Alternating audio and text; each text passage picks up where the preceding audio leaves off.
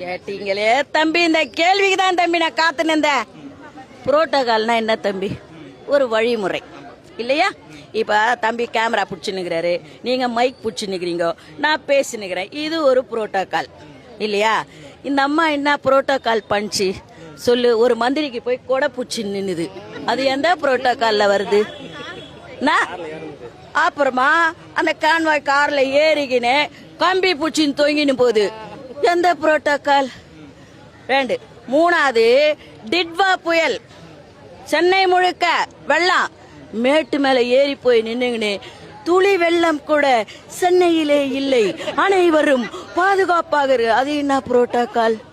மழை தண்ணி போற காவால கொசு வலைய மூடிட்டு வெள்ளம் போய்விட்டது, கொசு வராதுச்சு, அதை விட பரவாயில்ல.